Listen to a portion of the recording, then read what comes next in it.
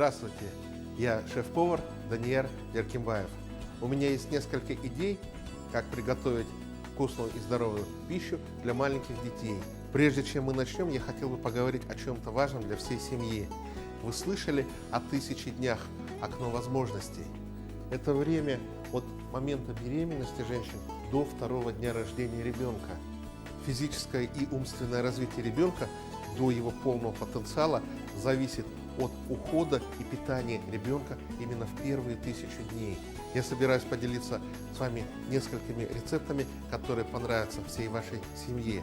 Ингредиенты для этих блюд доступны во всех магазинах, поэтому и вы можете приготовить эти блюда, и оно понравится всей вашей семье. Сегодняшние рецепты из фруктов предназначены для детей от 6 месяцев. Сегодняшние блюда – это 2 перекуса. Перекусы необходимы детям между приемами пищи, которые должны быть 3 раза в день. Рацион должен быть разнообразным и плотнопитательным, так как дети могут есть небольшими порциями. Ну что ж, начнем. Нам понадобится несколько яблок и несколько груш, но прежде мы должны с вами помыть руки.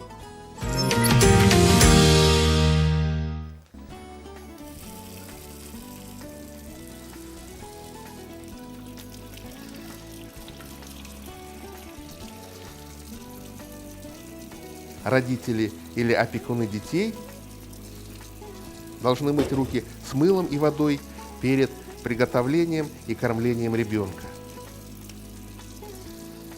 Необходимо, чтобы родители или опекуны детей приучили детей мыть руки с мылом перед приемом какой-либо пищи.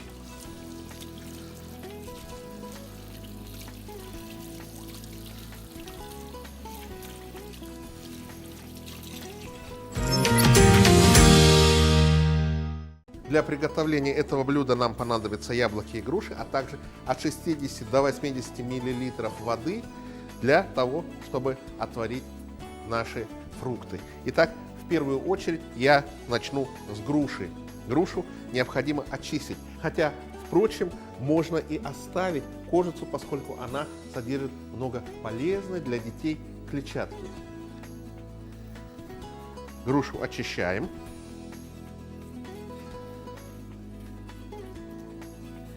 Вот таким образом. Мы поступим с вами по-другому. Мы очистим грушу, но не будем очищать яблоки. И таким образом мы сделаем несколько разных видов. У нас будут фрукты очищенные и фрукты не очищенные. А теперь порежем их на 4 части. Удалим сердцевину и положим в воду, пока груши и яблоки не станут мягкими. Начало дополнительного кормления 6 месяцев требует любви и терпения. Дети 6 месяцев учатся есть, поэтому для них все новое, и текстура, и вкус еды. Опекуны и родители должны убедиться, что ребенок достаточно поел и у него достаточно энергии и питательных веществ.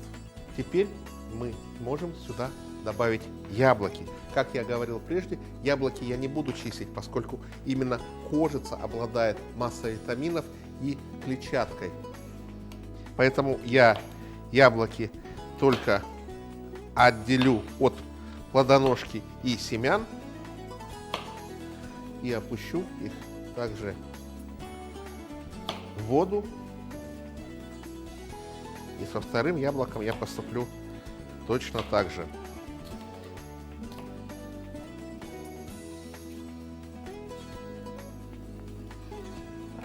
Добавлю я около 80 мл воды. Пока готовятся фрукты, я бы хотел напомнить, что коровье молоко не рекомендуется давать детям до 1 года. Коровье молоко содержит больше белков и минералов, которые тяжелее перевариваются ребенком. Фрукты необходимо варить 10 минут, чтобы они стали мягкими. Как только фрукты станут мягкими, мы можем их извлекать. Хотелось бы напомнить, что опекуны должны следить за здоровьем своих детей и регулярно посещать докторов. Не все болезни могут быть с видимыми симптомами, и болезни мешают развитию ребенка, развитию умственному и физическому.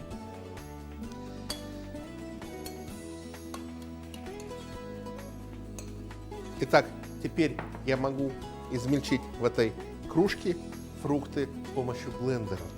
Для этого я разделю немножко вот ту жидкость, которая образовалась. Теперь положу фрукты в кружку.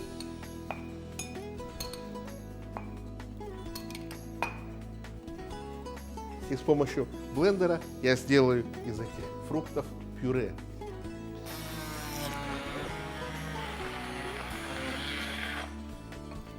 Теперь возвращаем в чашку. И то же самое я проделаю с яблоками.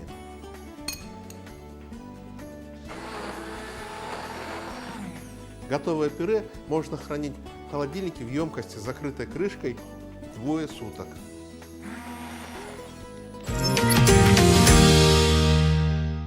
Ну что ж, мы приготовили с вами пюре, и теперь им мы можем кормить детей.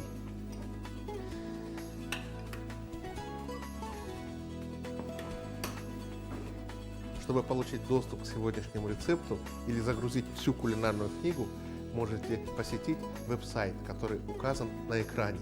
А сейчас я вам напомню, из чего мы приготовили сегодняшние блюда. Основные ингредиенты: 1 сладкая спелая груша, от 1/4 до 1/3 чашки воды для приготовления на плите.